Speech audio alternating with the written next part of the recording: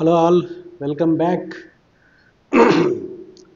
YCP MP Mithun Reddy రాజ్యసభలో మార్గదర్శి గురించి ఒక విషయాన్ని లేవనెత్తాడు. నిన్న రాజ్యసభలో సహారా అనే ఒక సంస్థ ఉంది. ఆ సంస్థ ఫైనాన్షియల్గా అవకతవకల గురించి చర్చ నడిచే సమయంలో మిథున్ రెడ్డి లేచి సహారా కంటే పెద్ద ఆర్థిక అవకతవకలు జరిపిన సంస్థ ఆంధ్రాలో కూడా ఉంది. దాని పేరు మార్గదర్శి. ఇప్పుడు సహారా ఎండి సుబ్రతో రాయి ఆయన ఎప్పుడో జైల్లోనే ఉన్నాడు, చాలా రోజులు జైల్లోనే ఉండి ఆయన మరణించినట్టు గుర్తు.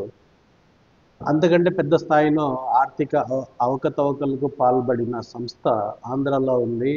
మరి దీనిపైన కూడా దర్యాప్తు కొనసాగాలి అని చెప్పి ఆయన రైజ్ చేశాడు. 2600 కోట్లు డబ్బులు జనాల నుంచి ఎలాంటి ఆర్బీఐ పర్మిషన్స్ ఏం లేకుండా అక్రమ పద్ధతిలో సేకరించి దాన్ని వాళ్ళ గ్రూప్ సంస్థల్లో వేరే చోట పెట్టుబడులుగా పెట్టుకున్నారు, which is against RBI norms and policy అని చెప్పాడు ఆయన.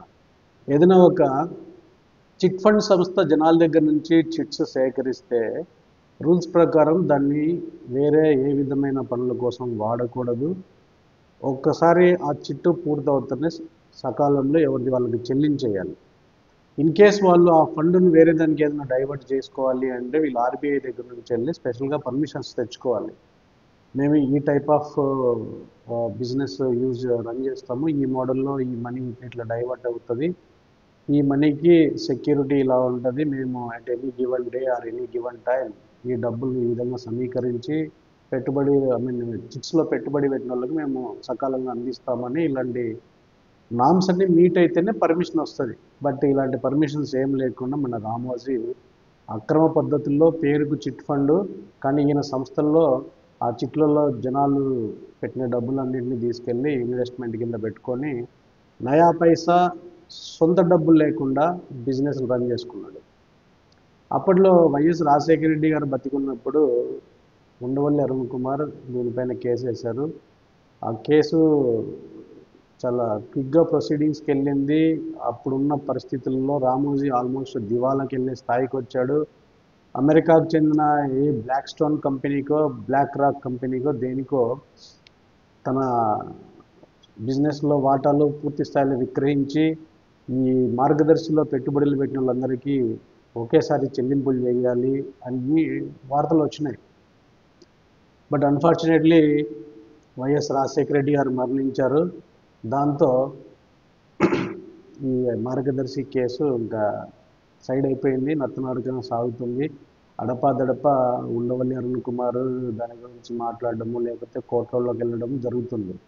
ఒకసారి అరుణ్ కుమారే చెప్పారు, ఈయన ఎక్కడో పార్లమెంట్లో లాబీలో నడుస్తుంటే ఎల్కే అద్వానీ గారు ఈయన పిలిచేసి చెప్పారంట, ఎందుకయ్యా అంత పెద్ద ఆయన్ని మీరు ఇబ్బందుల పాలు గురి చేస్తున్నారు, చూసి చూడనట్టు వదిలేయచ్చు కదా అని. అంటే ఇప్పుడు రామోజీ ప్రభావం ఎంతుందో ఒకసారి చూడాలి. ఇక్కడెక్కడో విశాఖపట్నం దగ్గర ఎక్కడో మొదలైనాడు, ఢిల్లీ స్థాయిలో కూడా పరపతిని పెంచుకొని లాబింగ్ చేసే స్థాయికి వెళ్ళాడు. అది కూడా ఆర్థిక ఆక్రమణల కేసులో కూడా ఈయన జాతీయ స్థాయి నాయకులను కన్విన్స్ చేసి ఈయనకు సపోర్ట్గా ఉండేటట్టు చేసుకున్నాడంటే ఈయన మామూలు గొప్పడు కాదు. ఒకసారి రామోజీ ఎదుగుదలను చూసినామనుకో మనకు సినిమాల్లో కనిపిస్తుంటుంది. ఒక ఏమీ లేని ఒక యువకుడు ఒక పెద్ద డాన్గా ఎలా ఎదిగాడు, ఒక ఆర్థిక సామ్రాజ్యాన్ని ఎలా సృష్టించాడు, లేకపోతే ఒక అక్రమ పద్ధతుల్లో ఒక సామ్రాజ్యాన్ని ఎలా బిల్డ్ చేశాడు అనేది ఖచ్చితంగా గుర్తొస్తుంది. ఈయన పరిణామ క్రమాన్ని చూస్తే ఎక్కడ మొదలుపెట్టాడు మన రామోజీ, ఎక్కడో పచ్చళ్ళ వ్యాపారం దగ్గర మొదలుపెట్టుకున్నాడు. అందుకే జనాలు కామెడీ చేస్తుంటారు ఈ పచ్చళ్ళ పాపారావు అని చెప్పి. ఈయన మొదలుపెట్టింది పచ్చళ్ళ వ్యాపారం దగ్గర. ఆ తర్వాత మీడియా సైడ్ వచ్చాడు, ఏదో ఒక ఈవినింగ్ ఎడిషన్తో స్టార్ట్ చేసినాడు. ఆ తర్వాత దాన్ని ఫుల్ ప్లేజ్డ్ డైలీ న్యూస్ పేపర్ కింద కన్వర్ట్ చేసినాడు. ఆ పేపర్లో వ్యూస్ కోసం అని చెప్పి ఫర్ ద ఫస్ట్ టైం మొత్తం జర్నలిజంలోనే ఫర్ ద ఫస్ట్ టైం ఒక సెక్స్కి సంబంధించిన ఒక కాలం తెచ్చినాడు. ఎవరితో ఈయన ఒకడు ఉంటాడు కదా సమరం ద్వారా సెక్స్ రిలేటెడ్ ఆర్టికల్స్ రాయించడము, సెక్స్ రిలేటెడ్ ప్రశ్నలకి సమాధానాలు ఇప్పించడము, ఇట్లా ఫస్ట్ టైము స్టార్ట్ చేసినాడు. ఆ తర్వాత ఈయనకు కొద్దిగా అభిరుచి కూడా ఉంది. ఆ పేపర్ను ఎలా ప్రజెంట్ చేయాలి, న్యూస్ ఎట్లా ప్రజెంట్ చేయాలి, ఆ, భాష కూడా గ్రాంధికం లేకుండా ఫర్ ద ఫస్ట్ టైం అందరికీ ఈక్వల్గా ఎక్కేటట్టు, అంటే నార్మల్ పీపుల్ కూడా ఈజీగా కన్వే అయ్యేటట్టు భాషాపరంగా కొన్ని మార్పులు తేవడము, ప్రజెంటేషను, ఆర్టికల్ ఏ ఆర్టికల్ ఎక్కడ రాస్తే ఎంత తొందరగా ప్రమోట్ అవుతుంది, ఇలా కొన్ని ఆయనకున్న తెలివితేటలతో దాన్ని పేపర్ను టాప్కి తీసుకెళ్ళాడు. అంటే ఆయన మైండ్ ఎంత క్రూకెడ్గా ఉన్నా కూడా కొంచెం టాలెంట్ కూడా ఉంది ఆయనకి, కొంచెం ఏమి టాలెంట్ కూడా ఉంది. దాంతో పేపర్ను పైకి లేపాడు. అయిపోయింది. ఆ తర్వాత డాల్ఫిన్ హోటల్ దగ్గర గొడవ, ఆయన తోడల్లుడు డాల్ఫిన్ అప్పారావుతో, అది నాది అని అప్పారావు అంటాడు. నన్ను బలవంతంగా ఎల్లగొట్టేసి డాల్ఫిన్ హోటల్ని ఆక్రమించుకున్నాడని చెప్పేది ఒక గొడవ ఉంది. ద మేజర్ థింగ్ నెక్స్ట్, ఈ జేజే రెడ్డి అనే ఆయనతో ఈయనకు ఫ్రెండ్షిప్ ఏర్పడింది. ఆ జేజే రెడ్డి అనే ఆయన ఈ మార్గదర్శి ఏర్పాటులో ప్రముఖుడు, ఆయనే స్టార్ట్ చేసినాడు. అందులో ఈ రామోజీ స్లీపింగ్ పార్ట్నర్తో లేకపోతే ఒక ఎంప్లాయీగా చేరాడు, లేకపోతే దాన్ని దైనందిక వ్యవహారాలు చూడడానికి ఆయనతో పాటు చేరాడు. మొత్తానికి ఆయన పంచన చేరాడు. తర్వాత మొత్తం మార్గదర్శనం లాగేసుకున్నాడు. అన్ఫార్చునేట్లీ ఆ జేవీ రెడ్డి పైన దేశద్రోహం కేసు నమోదు కావడంతో ఆయన దేశం వదిలిపెట్టి వెళ్ళాల్సి వచ్చింది.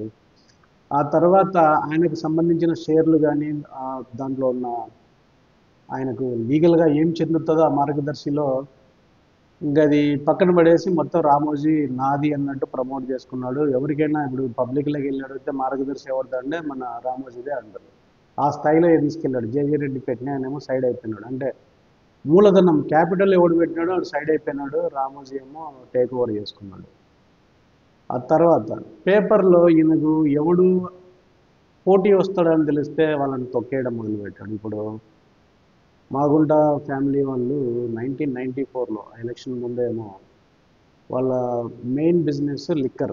ఆ లిక్కర్ బిజినెస్ ద్వారా వచ్చిన డబ్బులతో వాళ్ళు కూడా పెద్ద స్థాయిలో ఒక పేపర్ను స్టార్ట్ చేయబోతున్నారని తెలియడంతో రామోజీ వాళ్ళ ఆర్థిక మూలాలను దెబ్బకొట్టడానికి అన్నట్టు మద్య నిషేధాన్ని పైకి తీసుకొచ్చి అందులో రోషమ్మన ఎవరో ఒక ఊరు పేరు ఏమీ లేదు ఎక్కడో మొదలుపెట్టి దాన్ని తన అవసరాల కోసం ప్రమోట్ చేసి ఏమీ లేని చోట కూడా ఈయన వెళ్ళి ప్రవోక్ చేసేసి ఇంకా మద్య నిషేధం కోసం మహిళలంతా రోడ్ల మీదకి వచ్చినారు అది ఇది అని చెప్పి ఈయన ఇంకా రామారావుతో వెళ్ళి సంపూర్ణ మద్య నిషేధం అనేది ఆ మేనిఫెస్టోలో పెట్టించేసి రాష్ట్రం అంతా మద్యం వ్యాపారులకు దెబ్బ కొట్టాడు.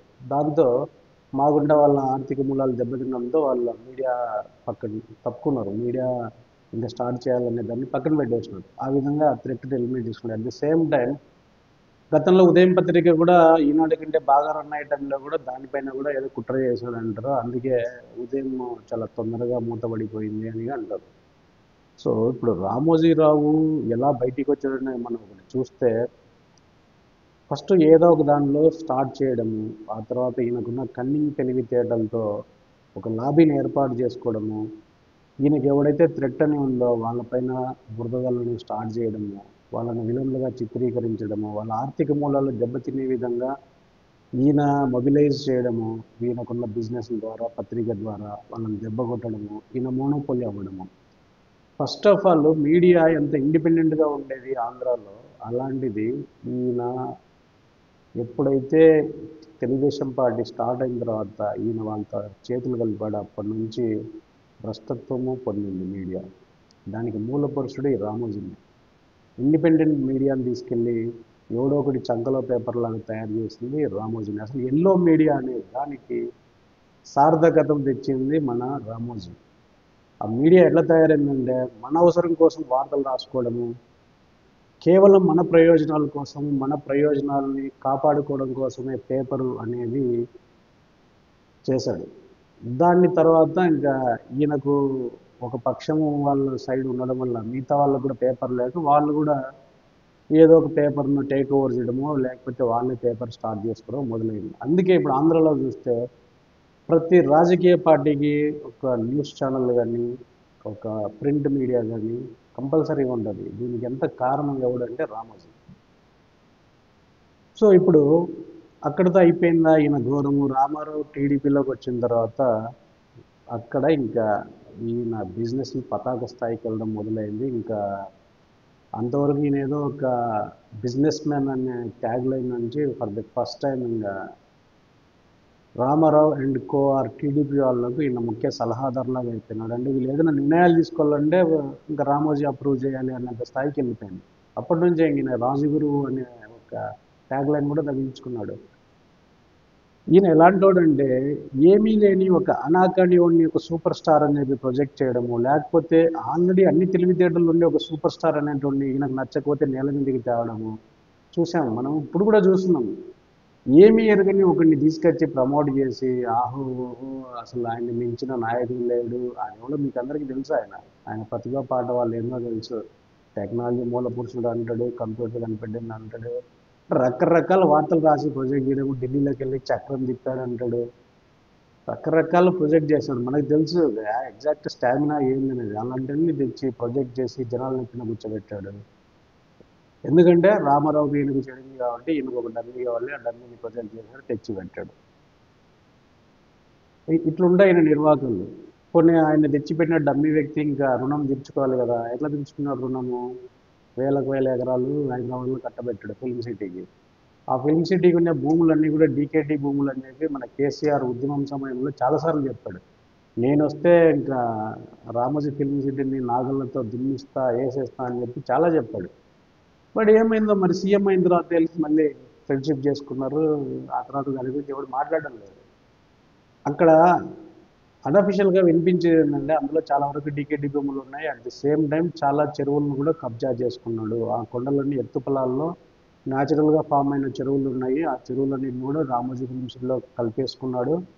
అలాగే ఆ కొండలలో ఉండే తండాలకు వెళ్ళే దారులన్నిటిని కూడా ఈయన కబ్జా చేసేసుకొని ఇంకా పెద్ద కోట కట్టేసుకున్నాడు, వాల్ కట్టేసినాడు అనేది ఉంది. ఆ తర్వాత ఇంకా ఈయన ఒక గోల్డెన్ చైర్ తయారు చేయించుకున్నాడు. ఇంకా ఈయన ప్రాపకం కోసం వెళ్ళేటోళ్ళు కానీ, లేకపోతే ఈ రాజగురు సలహాల కోసం వెళ్ళేటోళ్ళు కానీ వెళ్ళి ఆ కోటలోనే వెలవడం మొదలుపెట్టాడు. అంతా బాగానే ఉంది. కానీ ఎవరు ఊహించని విధంగా రాజశేఖర రెడ్డి గారు సీఎం అయిన తర్వాత మార్గదర్శిలో ఉన్న లొసుగు బయటికి వచ్చింది. రావడంతో అప్పటి నుంచి ఈయన డిఫెన్స్లో పడ్డాడు. అంతకుముందు ఈయన వల్ల అందరూ కూడా భయపడి డిఫెన్స్లోకి వెళ్ళేటోళ్ళు. For the first time Ramoji, the so called Ramoji, media టైకోనో, డ్రామోజీనో, లేకపోతే రాజగురు అనో, పచ్చళ్ళ పాపి అనో జనాలు రకరకాలుగా పిలుచుకునే వాళ్ళు for the first time back step తీసుకున్నాడు, డిఫెన్స్ మోడ్లోకి వెళ్ళాడు. కానీ ఆయనకున్న లక్ వల్ల రాజశేఖర రెడ్డి గారు తొందరగా చనిపోవడం వల్ల మళ్ళీ సేఫ్ అయిపోయింది. ఇప్పుడు ఈ ఉపోద్ఘాతం అంతా ఎందుకు చెప్పామంటే ఒక సామాన్య వ్యక్తి అక్రమ పద్ధతుల్లో మోసాల ద్వారా కానీ, ఏదో ఒక విధంగా ఒకరి ఆస్తులు లాక్కోవడం వల్ల కానీ, చీటింగ్ చేయడం వల్ల కానీ ఏ స్థాయికి ఎదిగాడు, ఎదిగిన తర్వాత వ్యవస్థలన్నిటినీ తన కోసం ఎలా ఉపయోగించుకున్నాడు, లేకపోతే మీడియా అనేదాన్ని తన కోసం, తనకు నచ్చిన వాళ్ళ కోసం, తన కులం కోసం ఎలా వాడుకున్నాడు అని ఒక పరిణామ క్రమం కోసం ఇదిలో చెప్పాల్సి వచ్చింది. ఓకే, ఇప్పుడు లేటెస్ట్ న్యూస్ కొద్దాం. ఆల్రెడీ తెలంగాణ హైకోర్టులో మార్గదర్శి కేసు నడుస్తున్నప్పుడు వీళ్ళు ఒక విచిత్రమైన వాదన తెచ్చారు.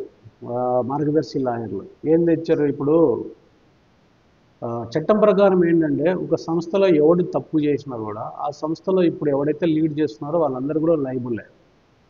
కానీ ఈ మార్గదర్శి లాయర్లు ఇప్పుడు చెప్పేది ఏంటంటే రామోజీరావు గారు చచ్చిపోయారు, ఇప్పుడు ఆయన ఏదైనా చేస్తుంటే వాళ్ళ కొడుకు ఎందుకు బేరు చేయాలి, ఆయన ఎలా శిక్షార్హుడు అవుతాడు అనే పాయింట్ తెచ్చినారు.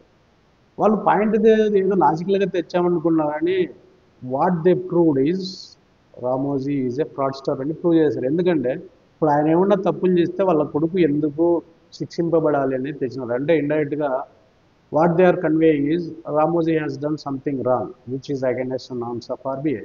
అదే వాళ్ళు చెప్పారు. ఇప్పుడు అంటే రామోజీ ఆల్రెడీ తప్పు చేసినాడు, కానీ ఆయన లేరు కాబట్టి ఇప్పుడు వాళ్ళ కొడుకును లేకపోతే ఇంకా చైర్పర్సన్ ఎవరుంటే వాళ్ళని శిక్షించడం అనేది రైట్ కాదని వాదన తెచ్చారు. That means they proved it. ఇప్పుడు రామోజీ ఆస్తులు సంపాదిస్తున్నాడు, రామోజీ ఆస్తులు వాళ్ళ కొడుకు తీసుకోడా మరి? అలాంటప్పుడు వాళ్ళ కొడుకు తీసుకోకూడదు. తండ్రి తప్పు చేసిన అక్రమ పద్ధతిలో సంపాదించిన దానిపైన ఏదైనా శిక్ష వస్తే నేను తీసుకోను అన్నప్పుడు ఆ అక్రమ సంపాదన అంతా అనుభవించే హక్కు కూడా ఈయనకు ఉండకూడదు. మరి ఆ లాజిక్ ఎందుకు మిస్ అయ్యారు వీళ్ళు? కాబట్టి ఇప్పుడు ఖచ్చితంగా వాళ్ళే ఒప్పుకున్నారు వాళ్ళ సైడ్ నుంచి, రామోజీ ఫ్రాడ్ చేస్తాడు మార్గదర్శి విషయంలో అని. ఇంకా మళ్ళీ కొత్తగా ఎవడొచ్చి సర్టిఫికేట్ ఇవ్వనక్కర్లేదు, వాళ్ళే కోర్టులో వాళ్ళ లాయర్ చెప్పిన దాన్ని బట్టి చూస్తే దట్స్ ప్రూవ్డ్. అలాగే వీళ్ళ కింద ఇంత చెత్త, ఇంత అక్రమాలు ఇవన్నీ పెట్టుకొని కూడా మళ్ళీ ప్రతిరోజు ఆ అపోజిషన్ లీడర్ల పైన వెళ్ళేసి ఏదో ఒక కారు కూతలు కూయడము, ఏదో ఒక న్యూస్ రాయడం. ఇప్పుడు వెళ్ళి ఆ పెద్దిరెడ్డి రామచంద్రారెడ్డి గారు ఏదో అటవీ భూములను ఆక్రమించుకున్నారు, వాళ్ళ పనుల్లోకి ఇల్లు కట్టించారు, ఏదో చేశారు అని చెప్పి ఆ డ్రోన్ కెమెరాలు పెట్టి అవన్నీ చేసి హంగామా చేశారు. That's fine.